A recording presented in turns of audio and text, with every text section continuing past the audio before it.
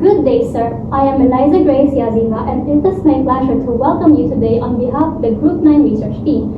This study delves into the complex linguistic reality of multilingual students that is entitled Register Shift and Language Formality Across Digital and Academic Contexts, a phenomenological study of multilingual Gen Z sophomore English majors at the University of Mindanao, which is conducted by Tricia Arabilia, Julius Ayo, Chelsea Guzman, and myself. Now, I will begin by outlining the multilingual context that frames this research in the background of the study. When you live in a place with multiple languages, you believe there is freedom in how you can express yourself. Yet, that freedom comes with responsibility. The responsibility of knowing which form of language to use. For today's Filipino Gen Z, multilingualism has never been more visible or central to daily communication. They possess a rich, unified linguistic repertoire that we use strategically to meet any communicative demand. To understand this, we must first look into the global context. First there is global pressure, wherein English dominance creates a linguistic imbalance, pressuring multilingual speakers to constantly negotiate language choice and adaptation. And this then ties into the Gen Z reality, wherein for Filipino Gen Z, multilingualism is highly visible and central, leading to a constant movement between language registers.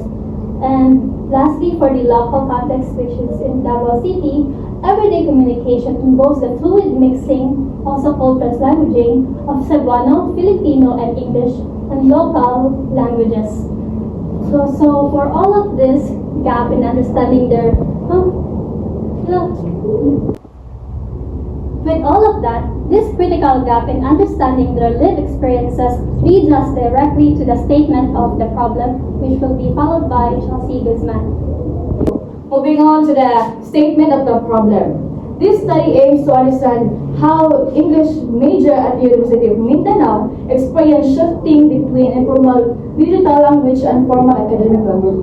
So here's the research question. First, lived experiences. What are the student experiences with switching between informal language and formal school language? Second, challenges. What problem do they face when making this language shift? Strategies. How do they deal with manage this shift?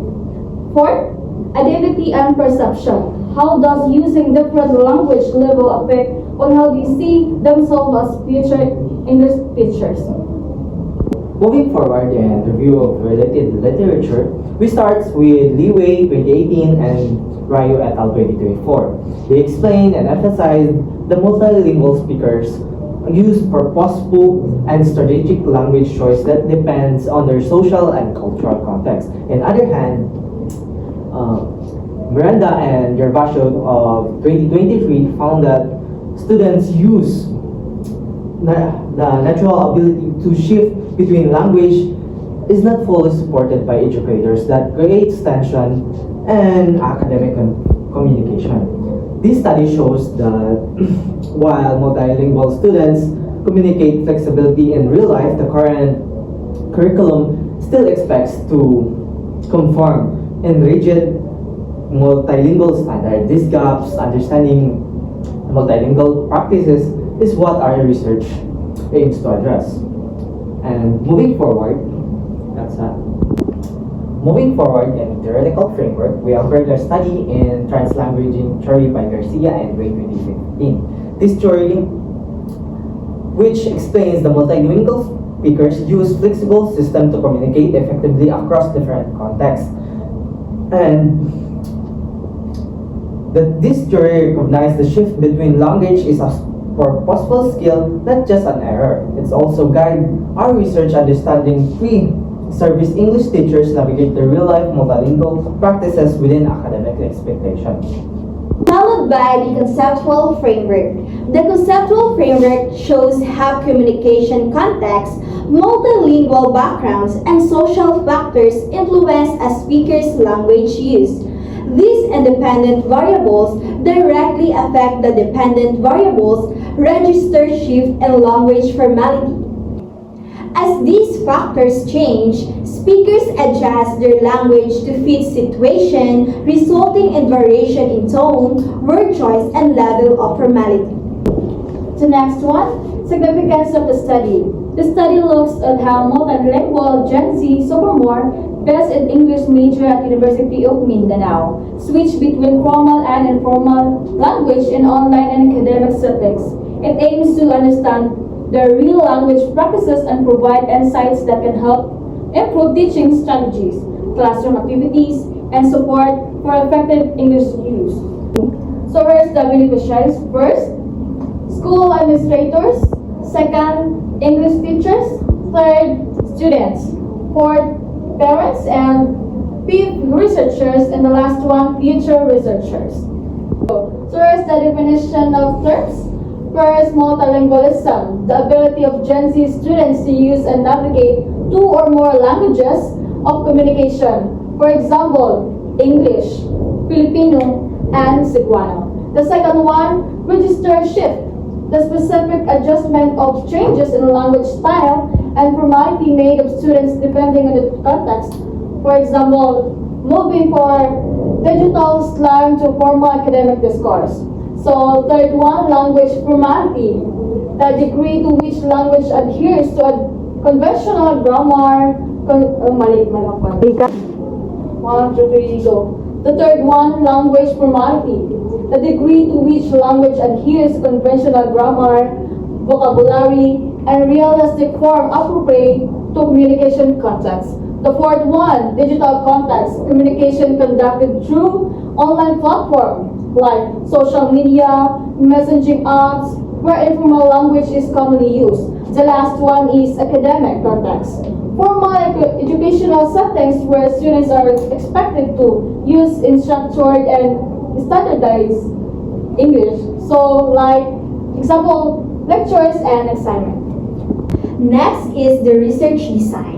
This study uses a qualitative phenomenological research design which focuses on understanding participant lived experiences. It aims to explore how multilingual Gen Z sophomore BS and English majors experience and interpret register shift in language formality in their everyday communication. This design allows the researchers to capture authentic insights, meanings, and personal perspective related to the phenomenon. Moving on, in research participant, we have gathered 15 sophomore students from Bachelor of Secondary Education major in English in University of Mindanao. And something method we use is that purposive subject method. And it's a non-probability technique used intentionally to choose individuals. And we also have criteria of selection from which currently the first one is current enrollment as second year based at English major. Next is self-identification as a multilingual speaker who regularly use Wannabe or Bisaya, Filipino, and English. Third is actively engagement with digital communication platforms. And lastly, the most important one is the current enrollment in course requiring formal education output in English. Next, we have the research instrument. The study uses a semi-structured interviews as its main research instrument. This format allows the participants to share detailed personal experiences while giving the researchers the flexibility to ask follow-up questions when needed. It is still a phenomenological study because it encourages open conversation and deeper reflection. Interviews will be conducted online via Zoom. Now we move to the last section of the study. For our data collection, we make sure the procedure is systematic and adheres strictly to ethical guidelines. We followed a 5-step procedure to ensure the richness and validity of the qualitative data we gathered from our 15 participants. So for the first step, recruitment and ethical participation, wherein we identify participants via purposive sampling, obtain written informed content covering audio recording and anonymized use of communication excerpts. Step 2 is the primary data collection via interviews. So this is where interviews last for 30 to 50 minutes, guided by protocol but conversational, audio recorded with explicit consent. For the third step, data transcription and preparation. wherein the audio recordings are transcribed verbatim. Transcripts are reviewed multiple times for accuracy. The fourth step, supplementary data gathering, wherein participants provide anonymized samples of informal digital communication, for example, screenshots and a short written reflection, covering or writing sample for their formal register. And lastly, step 5, preparation for thematic analysis. This is the anonymized transcripts and supplementary materials are compiled and read repeatedly to foster deep familiarity with the content. To conclude, our phenomenological study was designed to move beyond simply observing multilingualism. We aim to understand the lived experiences of our Gen Z sophomore English majors as they navigate the critical linguistic demands of their register shift between their digital and academic lives. So that settles it for this presentation. Thank you very much for your time and attention.